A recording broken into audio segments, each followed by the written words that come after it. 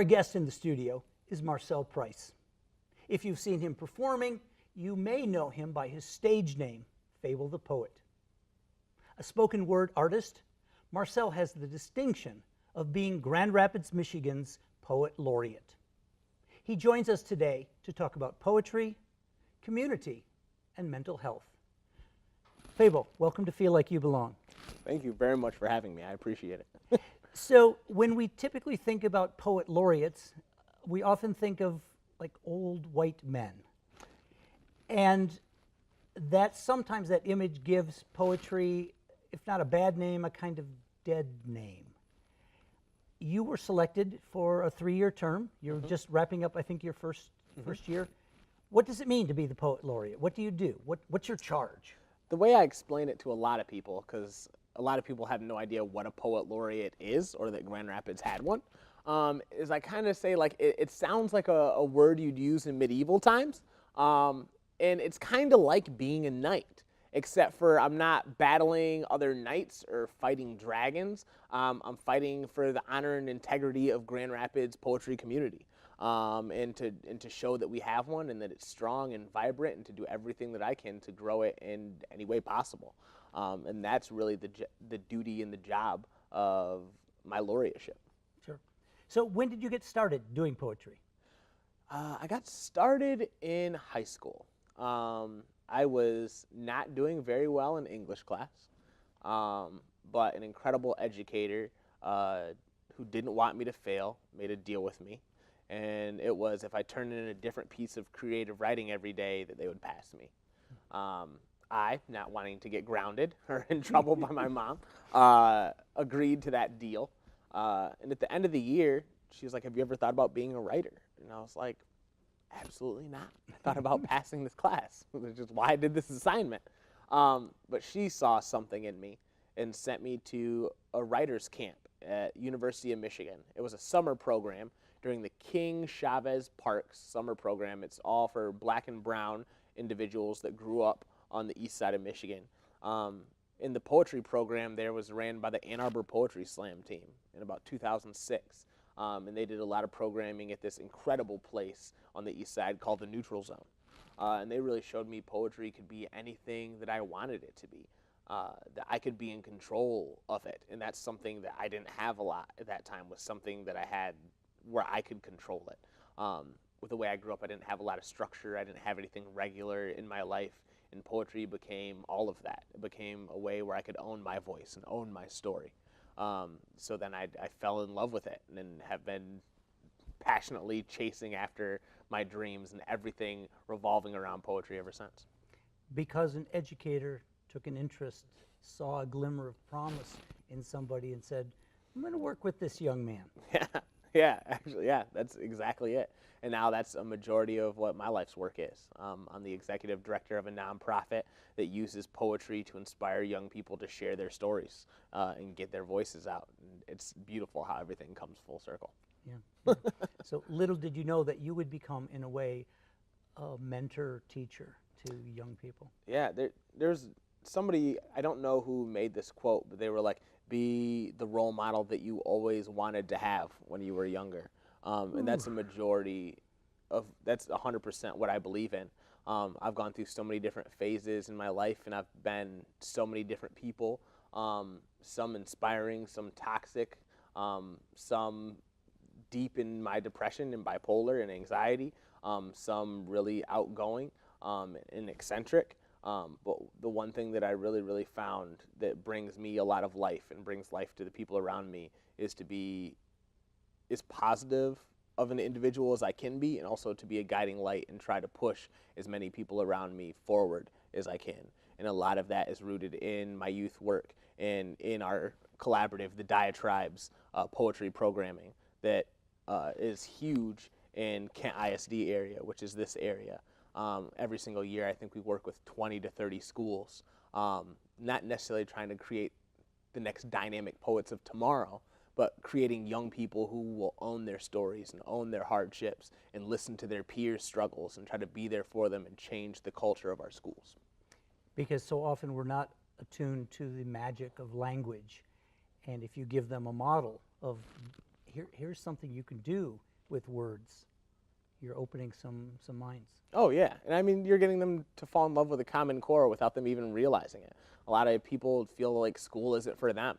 And a ton of young people feel like poetry isn't for them because the poetry that they were taught in school was Robert Frost and Shel Silverstein. And we're showing them that poetry has a nuance to it. It can be vibrant. It can be loud. It can be a mix of indie rock and metal and hip hop. It can be whatever style you want it to be. It just needs to be your voice and the importance of pouring your story out. Because all throughout our young people's lives, politicians are going to try to speak for them. Advocates are going to try to speak for them. Their parents are going to try to speak for them. But nobody's going to speak for them better than themselves. So it's like giving them the tools and the confidence and the ability to share their stories and really take their life by the reins and see where it goes. Just a few minutes ago, you mentioned mental health issues for you growing up, and poetry seems to have given you a tool for this pouring out. Can you talk about your youth, because it was pretty tough? Yeah, I mean, everybody has different levels of tough, but the tough that was on my plate, I don't think we're ever ready for the stressors and the hardships that we face, but mine took me a long time to really navigate and till through. I grew up in a really toxic environment. I have an incredible mother who is an incredible single mother. I never had my dad growing up, and I never really wanted to meet him. But at a young age, my little brother's father, who was my stepdad, came into our lives. And he had issues with drinking and narcotics and putting his hands on me when he drank in multiple ways. And for a long time, I just didn't feel safe at home, and I felt like I had no way to talk about it. And around the same time, a little bit after age 14, I got diagnosed with anxiety, bipolar, and depression. And it's incredibly hard to not feel safe in your own skin and to also not feel safe at home. And for a major part of my life, I didn't have any safe place. And poetry kind of became my safe place. A lot of my writing is rooted in self-exploration and navigating through the hard times. And I'm a very selfish writer. A lot of my writing is for me. But one thing that I found after working in schools is that a lot of young people need to hear those stories because they share those stories, and that it inspires them to share their stories as well. And that's what it all grew into. Sure. So we were talking earlier about you performing for us. Would you honor us with something special? Yeah, absolutely. So tell us what you'd like to do. This next poem was inspired by a community event that I did recently. An incredible organization commissioned this poem, and they wanted me to write about the lead poisoning issue that's going on in Grand Rapids. A lot of people don't realize this, but there's a higher amount of young people with lead in their system in Grand Rapids than there is in Flint. It's just not coming from the water, it's coming from our walls, it's coming from lead paint. In the area of the community that this affects most in Grand Rapids is the southeast side, which is predominantly black and brown. And this is a systematic issue that not a lot of people understand. So I really wrote this poem to shed a light on the issues that are these issues that are happening on the southeast side. And yeah, hopefully it resonates and it inspires people to take action and to not be quiet about it, and to shed any other assistance and awareness they can towards that side of the city because they need the help. I can't wait to hear. Yeah.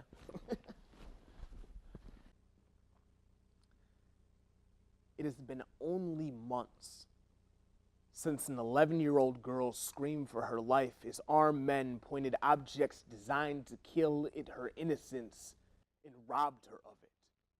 Cold lead impatiently waiting on the hot-headed to cool down or go off. It has been only a year since 5 teenage boys cowered in fear as multiple officers drew on them, colored their skin guilty, turned sketch artists and depicted them the suspect well innocent and robbed them of it.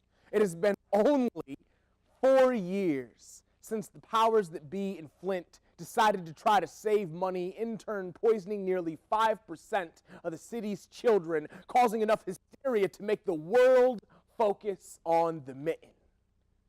Little did they know, the only thing more pure Michigan than massive bodies of fresh water is smaller bodies not having it. We say, we're not having it. We mobilize, organize fundraisers, countless events designed to pour fresh water into our sister city by the caseload, plastic bottle after bottle, day after day, until the news headlines unfortunately fade with the hype. But we were. Yet here, the same issues run rampant.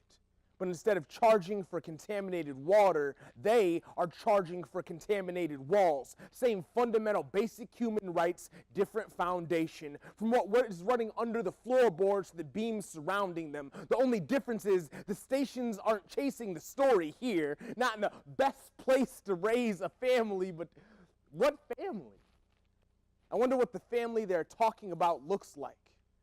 Hear what they say and see who they are targeting. The economic disparity between whites and blacks in the Rapids is a conversation they try to go without. And they want to spend millions bringing back the Rapids for white water and tourist income, as black children on the southeast side suffer from asthma more than any area in the region. But where are the waves?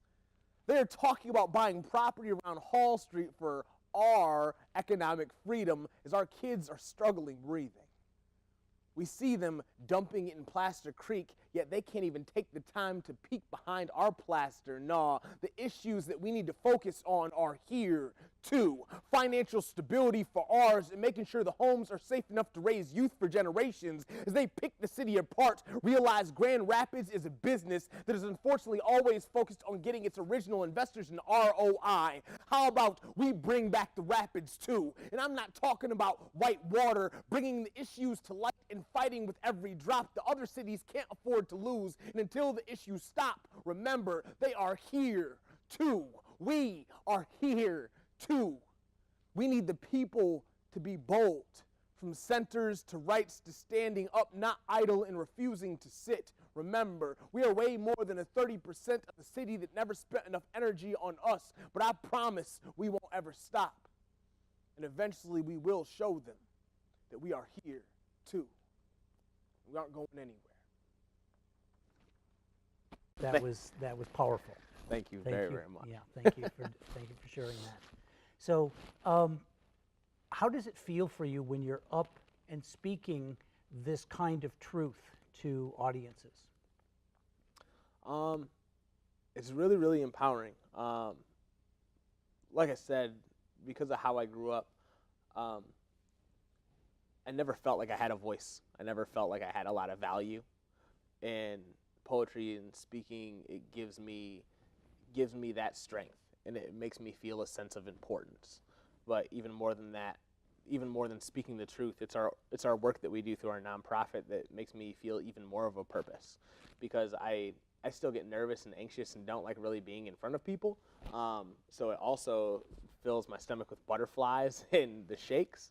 But it also, when I see young people doing the same thing, speaking out about their surroundings and their environment and their hardships, it reminds me of how important the work is that I do, and how important it was for somebody to see that in me in the first place, and why I live to inspire other young people to do the same. So what does your job have you, as Poet Laureate, what does it have you do during the week? I feel like one of the reasons that they decided that I would be a great Poet Laureate is because I am very, very, very active, and I'm very loud with a lot of the things that I do. And a lot of people in the city never knew that there was a Poet Laureate. So because I am very loud and I'm very, very active, and I do a lot in the community, that would be a great way to show that, hey, look at this position that we have and all the things that they do. Fortunately, the Poet Laureate position, for me, was a title of notoriety. When you're an independent creative who didn't go to college, a lot of people don't give you credit for the work that you do. They don't validate it. They don't see it as important. They see it as a hoop dream, a fantasy, a good job trying to chase what you're passionate about. And this really makes a lot of people put a level of importance on it. It is a kind of stamp of approval. 100%, which I guess is a lot of things. A stamp of approval, that notoriety, that accolade. And that's what I'm really, really happy to receive is being able to wear that badge of honor that shows a lot of young people, because I believe representation is very important, Absolutely. that, hey, you, little brown girl, little brown boy in the school, you can chase your dreams, and one day you can hold the highest level, or the highest title in your city for whatever it is that you want to do. That you can take things as far as you want to in any route that you want to. You just have to pour your heart and your soul into it. Sure.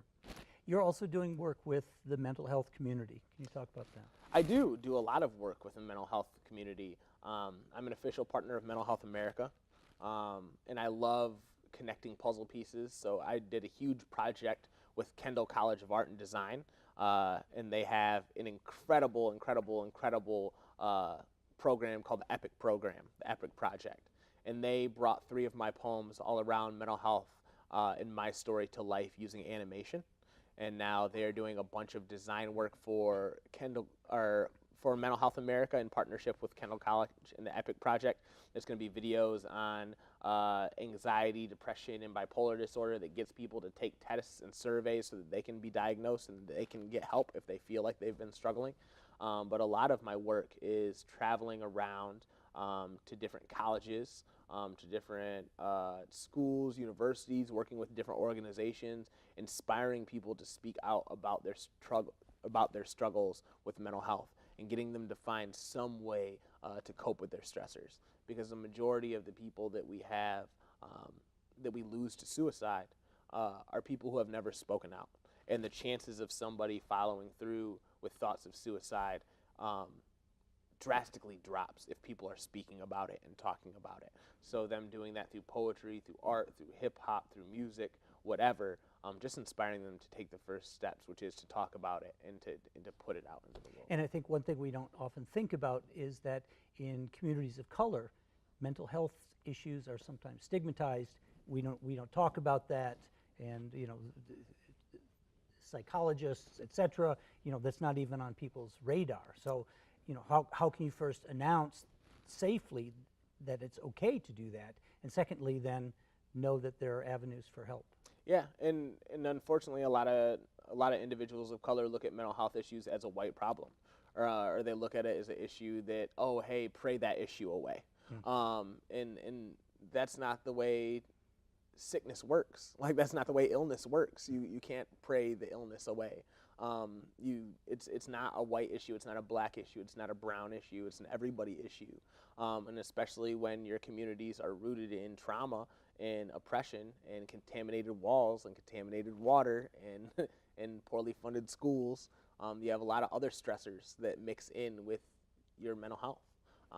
And it is very important, and that's something that I'm very, very passionate about, is getting individuals of color to talk about these issues, but also getting all young people to talk about these issues. And in school, building a culture where if somebody says that I'm struggling, then people are empathetic towards that.